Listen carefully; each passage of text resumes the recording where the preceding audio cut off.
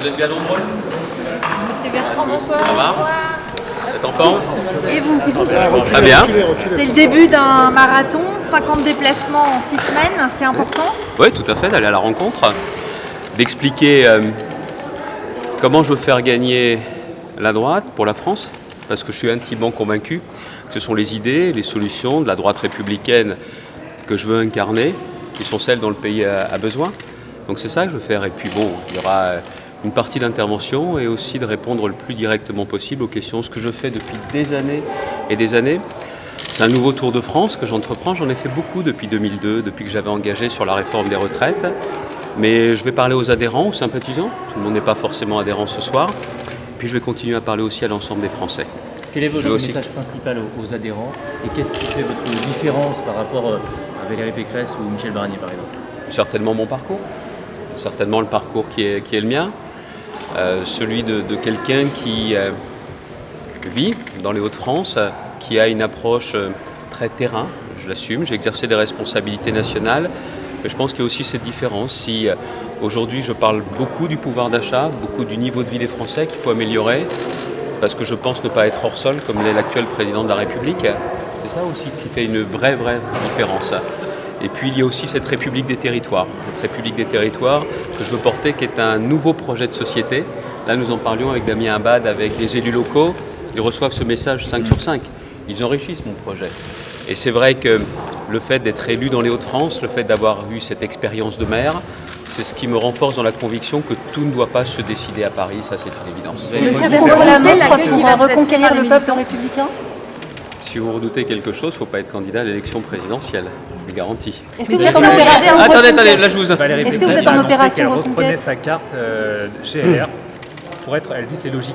C'est son droit. Moi je vais vous dire, je sais que la question vous allez me la poser, c'est une question que je poserai à Christian Jacob. Est-ce qu'il y a dans les conditions posées par le comité d'organisation, c'est comme ça qu'on l'appelle, ce type de choses? Pour le reste, je vais vous dire une chose, je ne suis pas candidat à la présidence de LR, je suis candidat à la présidence de la République. Et si les Français me font confiance, chacun comprendra que bien évidemment, je me situe dans une autre logique. Je veux être aussi candidat de la droite et du centre. Donc je vais solliciter également le soutien des centristes de l'UDI. Mais très clairement, c'est une question, Damien m'en parlait à l'instant, qui doit être posée par le président du parti, par le comité d'organisation. Mais en attendant, je vous l'ai toujours dit, pour moi, l'élection présidentielle, c'est la question de la rencontre entre un homme, une femme et les Français. Et pour moi, ça, c'est un point qui est le plus important. Est-ce que vous êtes en opération, reconquête auprès du peuple républicain? C'est la reconquête un peu là avant le 4 décembre? Quand je dirige la région des Hauts-de-France, sur qui je m'appuie en priorité? Sur les Républicains. C'est la majeure partie des élus de ma liste régionale, c'est la majeure partie de mes vice-présidents à la région. Ce n'est pas quelque chose que je découvre. Je travaille aussi avec les parlementaires, notamment beaucoup avec Damien Abad. Il y a des républicains, il y a des centristes de l'UDI, il y a des personnes qui sont aussi sans étiquette, sans référence politique. Donc je sais qu'aujourd'hui, on se dit, tiens, ils redécouvrent. Pas du tout. Je travaille avec eux, je dirige ma région avec eux depuis bien longtemps. Je parlais plutôt de loyauté, en fait. Ceux qui vous reprochent du manque de loyauté vis-à-vis des républicains. Moi, j'ai jamais trahi ma famille politique. Moi, j'ai jamais cédé aux sirènes du camp d'en face. Jamais. Jamais. Je n'ai jamais recréé d'autre parti.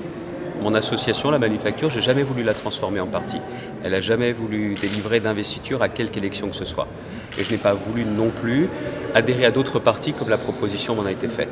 Donc la loyauté, c'est de ne pas avoir trahi comme certains à une époque. Et ça, c'est important. Xavier Bertrand, aujourd'hui vous êtes en meeting ici à Oyonnax.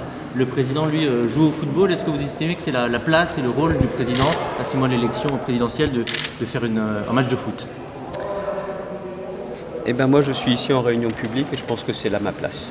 Pour le reste, chacun d'y répondre. Vous savez, je pense que les Français n'ont pas besoin de moi pour se faire leur opinion sur Emmanuel Macron. Je pense qu'ils n'ont pas besoin de moi. Pour revenir sur la question du Congrès, est-ce que vous comprenez que certains militants LR gardent un souvenir amer de votre départ fracassant? Oui, attendez, on va remettre aussi les pendules à l'heure. J'entends dire que je suis parti à un moment difficile. Non, je suis parti à un moment où le parti avait choisi un nouveau président. Et ce n'était pas ça le moment le plus difficile. J'ai fait ce choix, je l'ai expliqué en conscience. Parce qu'au moment de l'élection présidentielle, je voulais que l'on choisisse comme je l'ai fait. Ça n'a pas été le cas, j'en ai tiré les conclusions.